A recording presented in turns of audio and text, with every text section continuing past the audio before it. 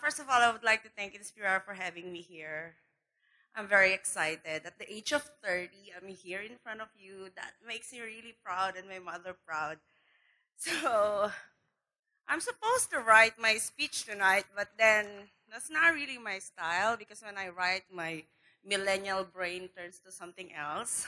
So, I didn't finish my speech last night. So, uh, I'm Xyza. I'm a photographer.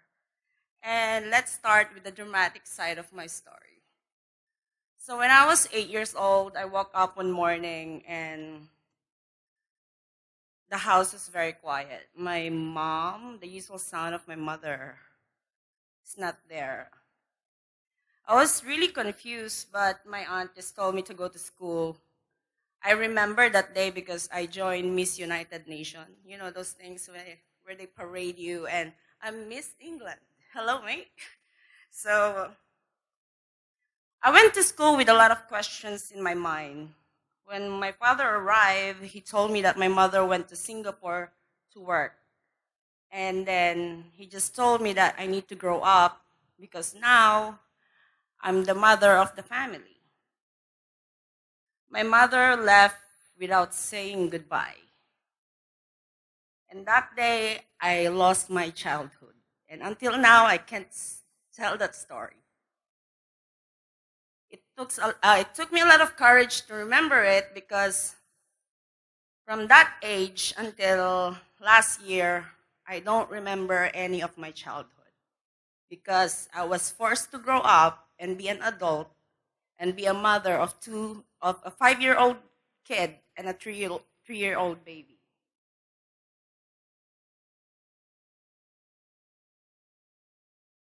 I did not understand the reasons why my mother left us.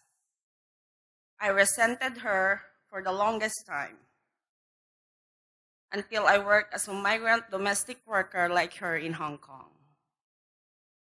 When I was on her shoes, I realized that my mother left us because she's the greatest mother of all time.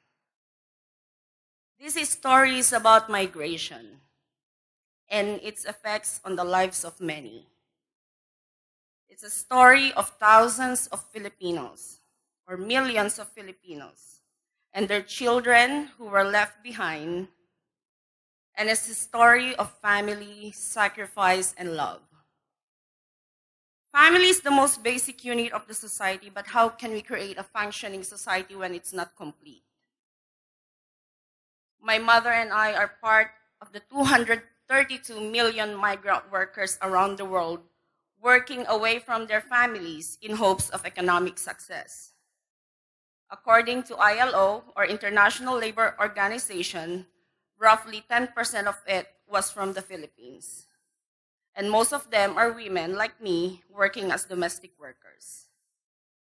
Millions of Filipinos are growing up without a parent, and it affects the growth as individuals.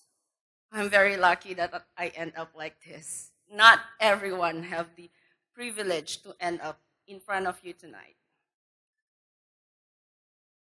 As we work together, I kind of understand my mom. Reading doesn't really work for me. Mas nalilito ako. So I'm just going to tell the story like this.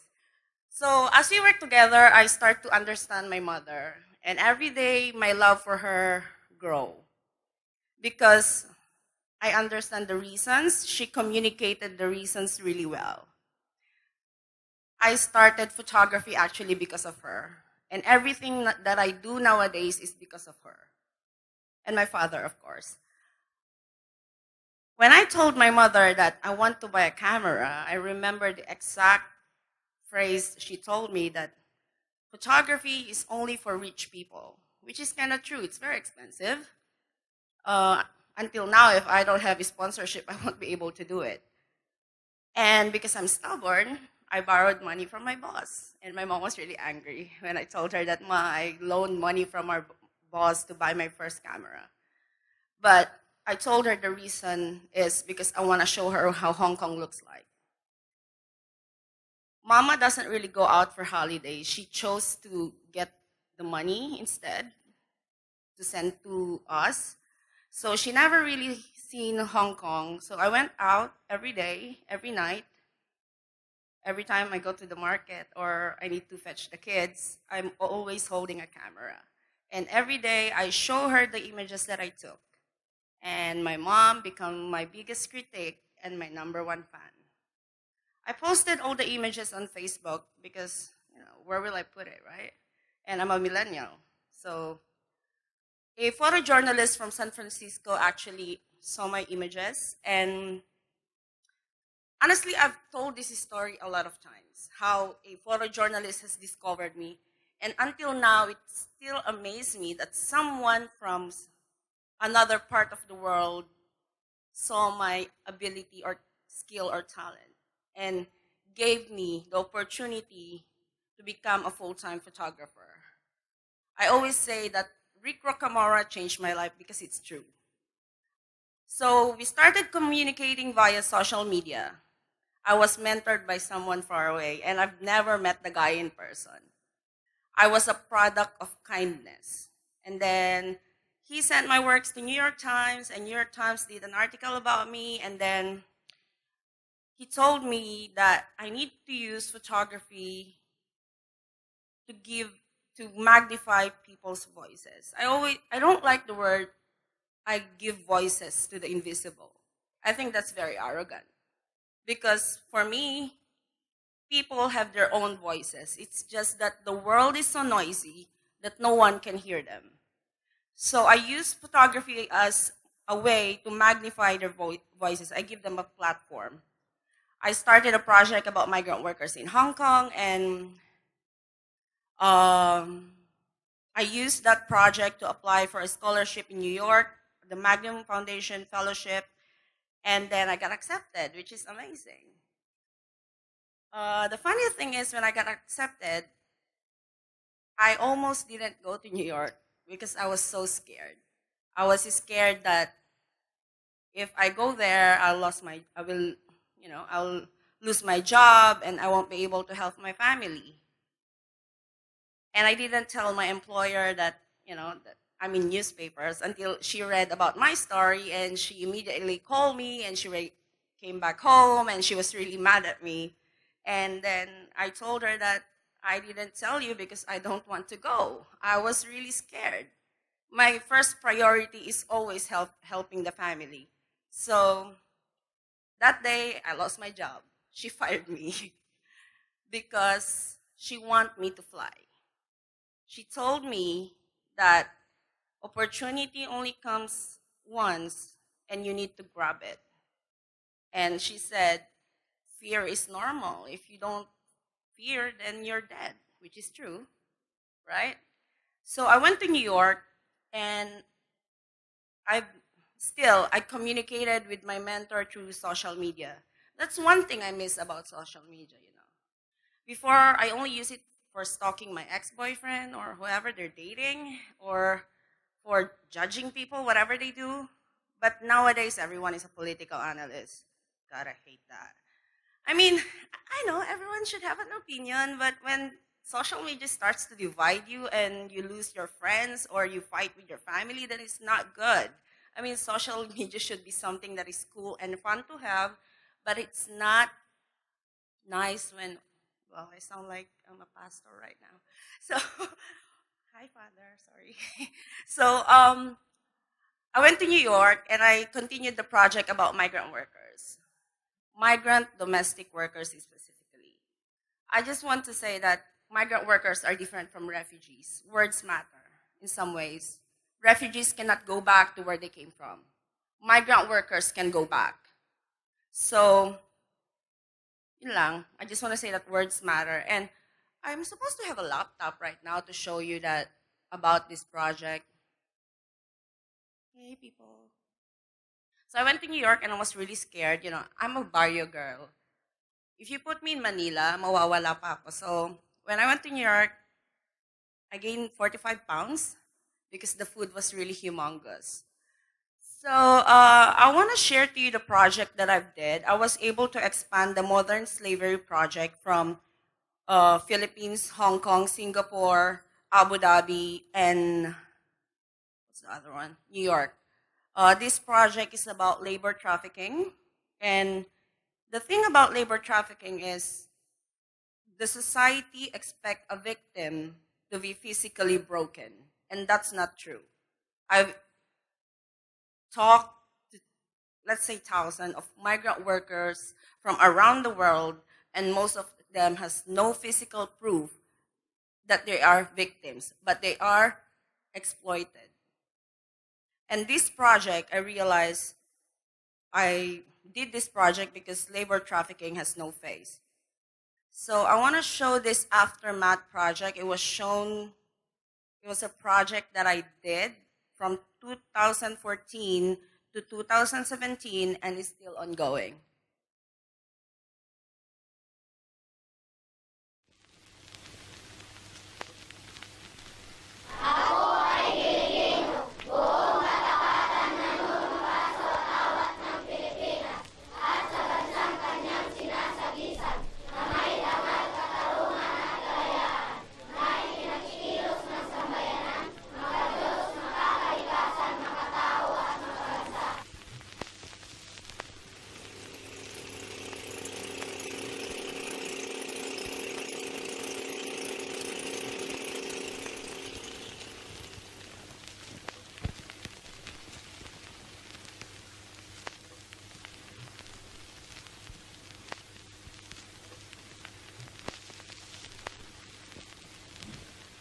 Hindi naman to away ng Christian and Muslim.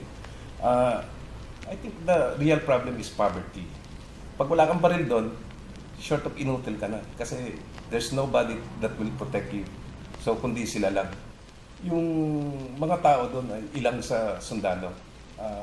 Talagang very detached. And then, ako rin, na-sense ko rin doon sa mga tropa ko. Parang sinasabi nila sa akin is, huwag ka magtitiwala.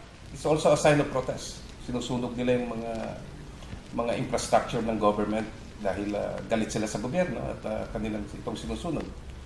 So itong mga batang ito, na halimbawa, sinunog mo ngayon, after 4 years, hindi pa rin nagagawa yan dahil wala namang gagawa nun. So yung kala ng mga bata, wala naman tayong school, maglalakad tayo ng ilang kilometro. So nabubuo yung perception na kinalimutan na tayo ng gobyerno.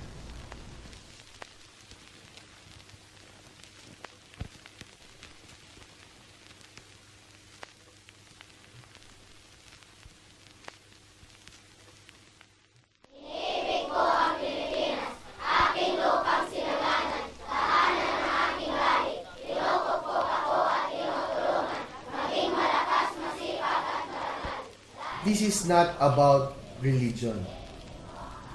This is about education. The classrooms are not areas of disagreements. It's a happy place for the kids so that the kids can be who they are. Hindi na sila magiging rebelde, mag-aaral na lang sila. Yun rin ang gusto ng mga kabataan. Magkaroon sila ng lugar na makakapag-aral ng mabuti, tahimik, matiwasay, at may angkop na infrastruktura. Different as we are just the same. We are Filipinos. And peace is something that we long from both sides. Ang isa pang watawat, may tagumpay na nagniningning. Ang bituin at araw niyang kailan pa may di madidilim. Luka ng araw ng buwan, ating pagsinta, buhay langit sa piling mo. Ang ligaya na pag may nakahati, ang mamatay ng dahil sa'yo.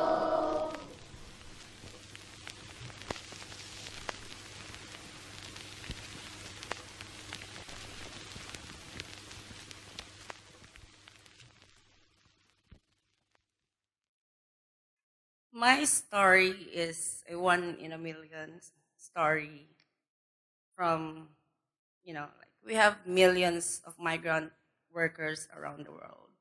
And my story is something different.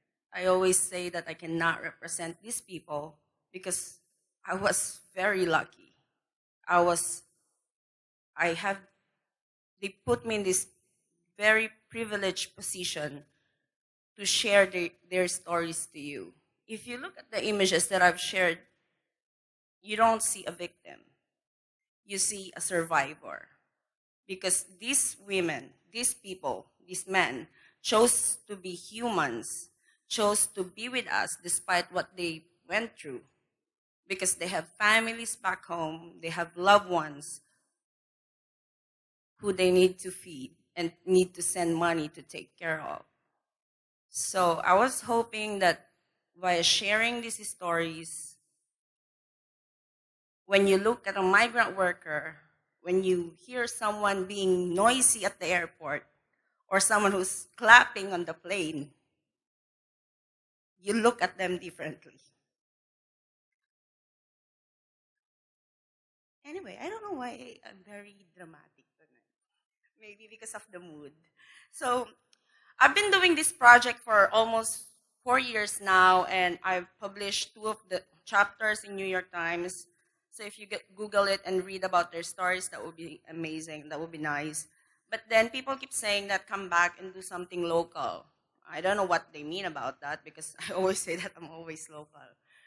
Malapit na nga ako mag-nosebleed dito.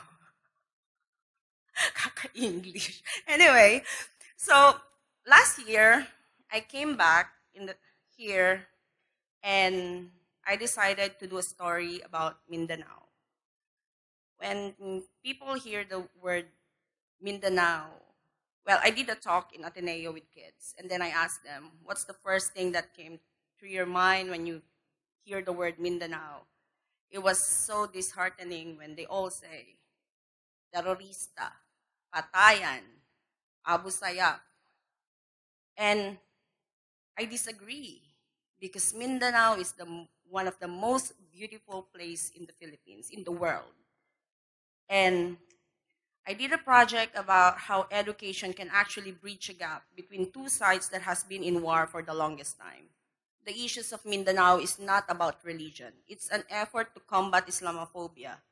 It's an effort to give voice to these kids, to empower them, to give them hope that the problem is not about religion. It's about their lack of education. It's about being forgotten. It's about not being treated as equally as other Filipinos. So these are the stories that I'm working on right now, and I hope that it inspires you. The stories inspire you, not me, because I always say I'm not an inspiration. But the people that I photograph, they are the inspiration. And I hope that sharing their stories to you tonight change your perspective and inspire you to be better, become better people. So thank you.